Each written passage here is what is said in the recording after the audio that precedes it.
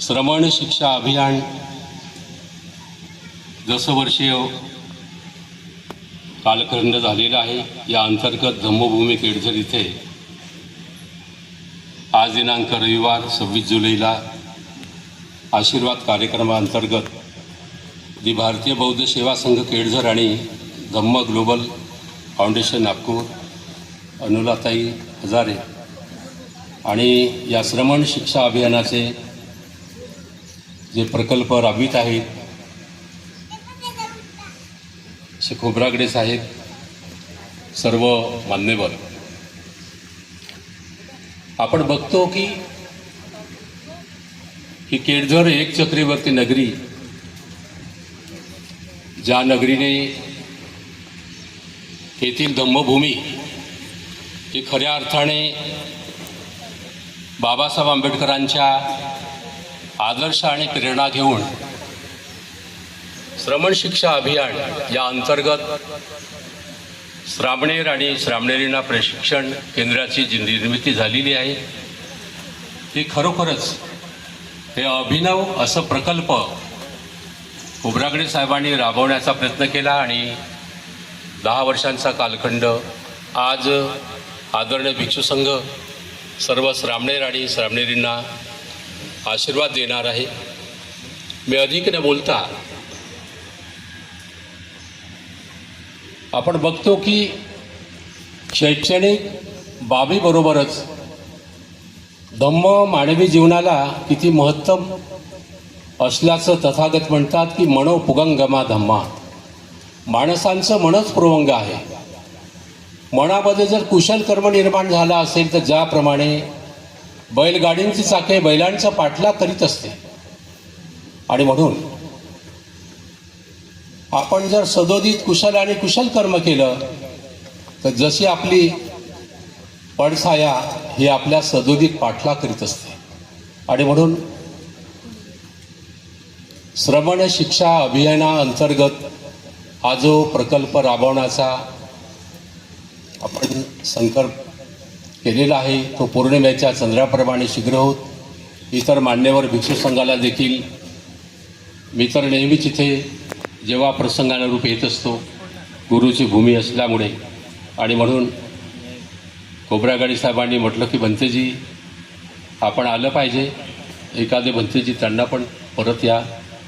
तर सोबत माझ्या समवेत अग्गधम्माजी हे देखील त्रिपुऱ्याहून आलेले आहेत, त्यांचं समवेत एक आलेले आहेत। मी अधिक न बोलता सर्व उपासक आणि उपासिकांनी हे लक्ष घ्यावं, या श्रमण अभियानाला खऱ्या अर्थाने पुढं आणि पुढे न्यायचं असेल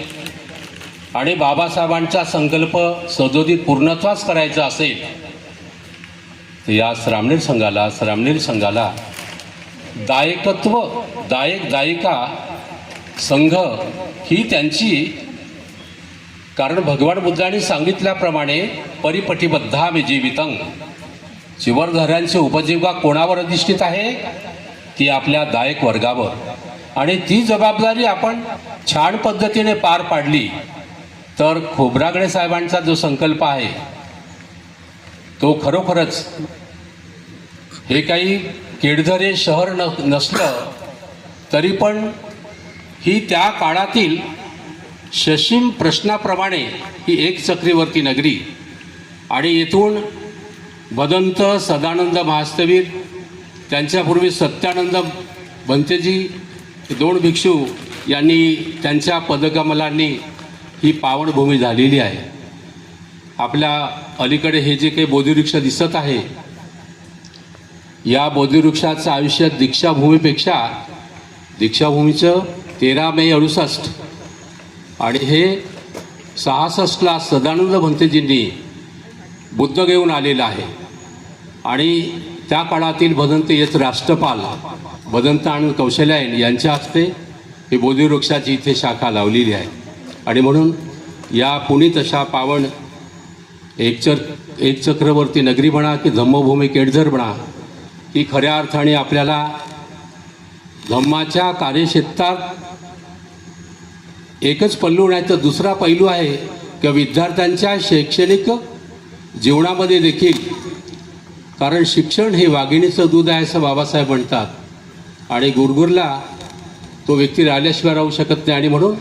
अधिक मला बोलायचं नाही आहे. तेव्हा मी सांगितलेलं आहे ती गोष्ट महत्त्वाची आहे, पुन्हा रिपीट करणार की परिपटीबद्धा मे जीवितं, श्रामणेर आणि श्रामणेरींचं जे जीवन आहे हे त्यांच्या दायक वर्गावर अधिष्ठित असते आणि म्हणून दानंचं योद्धंचं समानांचं भाऊ दक्षिणा विभंग सूत्रामध्ये म्हटलेलं आहे. दानंचं योद्धंचं समानांचं भाऊ म्हणजे ज्याप्रमाणे आपण शत्रूंना परास्त करायचं असेल ते काया वाचा मनानेच आपल्याला सारे धैर्यशील राहायला पाहिजे आणि म्हणून दानांचं दान दिल्याशिवाय आपल्याला पुण्यकर्म करता येत नाही. तेव्हा अधिक न बोलता बुद्धबलाने धम्मबलाने खोब्रागडे साहेबांनी श्रमण शिक्षा अभियानाचं हा संकल्प ते गत 10 वर्षापासून करीत आहेत, परंतु यावर्षी संख्या 150च्या वर गेलेली आहे आणि म्हणून सर्व दायक वर्गांनी आपल्या दानाचा वाटा खऱ्या अर्थाने अशा पुण्यभूमीमध्ये आपण जर खर्च केलात तर बुद्धबल धम्मबल संघबल हे खरोखरच आपण कुशल कर्माला खऱ्या अर्थाने आपण यशस्वी करू शकतो. तेव्हा अधिक न बोलता या आशीर्वाद समारंभाच्या निमित्ताने मी शुभेच्छा आणि मंगलकामना करून इथेच थांबतो आहे. इचितां पतितां तुमां किप्पमेवां समिद्धतु सब्बे पुरेन्तु चित्तसंकल्पा चंदो पन्नरसो यथा. आपल्या इच्छिक आणि पार्थिक वस्तू पौर्णिमेच्या चंद्राप्रमाणे शीघ्र होत अशी शुभेच्छा मंगलकामना करून भवतु सब मंगलं भवतु सब मंगल.